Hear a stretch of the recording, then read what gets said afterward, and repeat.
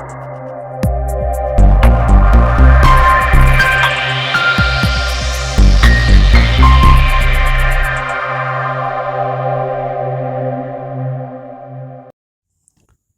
Bapak dan Ibu, saudara yang terkasih, selamat pagi, salam sejahtera untuk kita semua.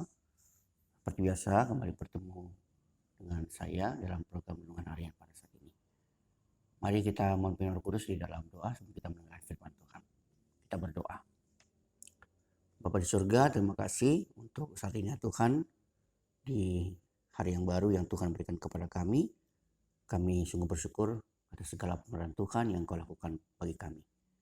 Dan sebelum kami boleh melakukan segala sesuatu pada hari ini, kami ingin dan rindu mendengarkan firman-Mu Tuhan yang akan boleh menjadi kekuatan dan pedoman di dalam kehidupan kami. Karena itu ya Bapa, bersabdalah dan berikan hikmat kepada kami, agar kami dapat boleh mendengarkan dan mengertinya dengan baik. Di dalam nama Tuhan kami, Yesus Kristus, kami sudah berdoa. Amin. Baik, saudara-saudara yang terkasih, firman Tuhan yang akan saya bacakan pada hari ini terambil dari Injil Lukas pasal yang kedua, ayat yang ke-41 sampai dengan 42, dan nanti dilanjutkan pada ayat yang ke-51 dan ayat yang ke-52. Demikian bunyi firman Tuhan tersebut. Tiap-tiap tahun orang tua Yesus pergi ke Yerusalem pada hari raya Paskah. Ketika Yesus telah berumur 12 tahun, pergilah mereka ke Yerusalem seperti yang lazim pada hari raya itu. Ayat 51 dan 52. Lalu ia pulang bersama-sama mereka ke Nazaret. Dan ia tetap hidup dalam asuhan mereka, dan ibunya menyimpan semua perkara itu di dalam hatinya. Dan Yesus makin bertumbuh, besar dan bertambah hikmatnya dan besarnya, dan makin dikasihi oleh Allah dan manusia.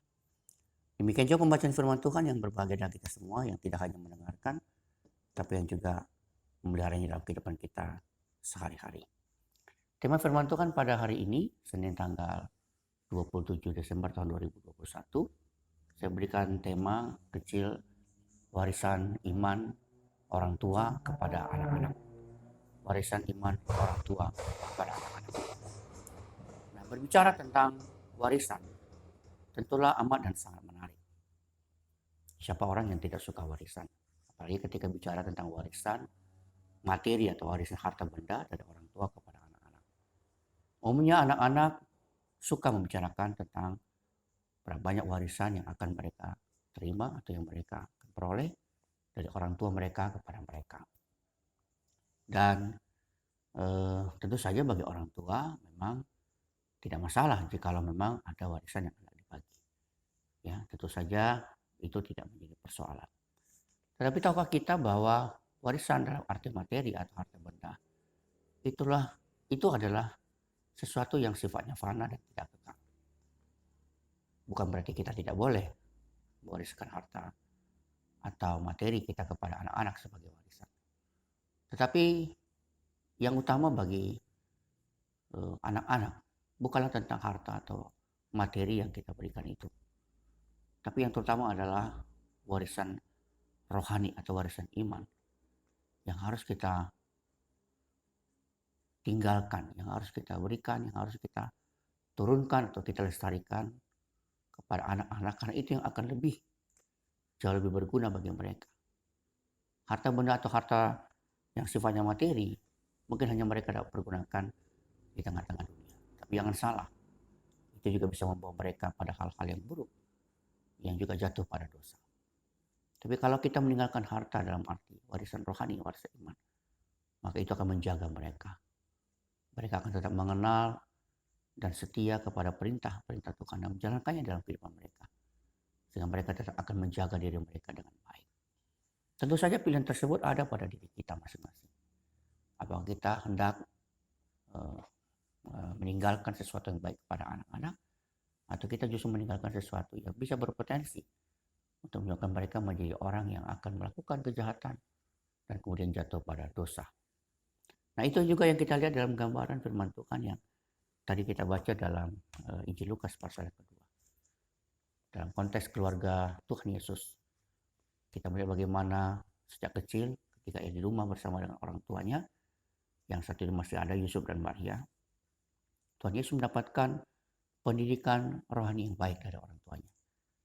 Ya, Katakan bahwa ia hidup dalam asuhan orang tua mereka.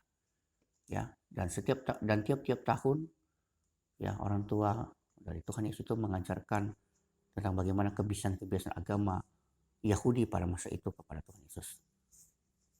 Ya, itu artinya bahwa setiap tahun Tuhan Yesus itu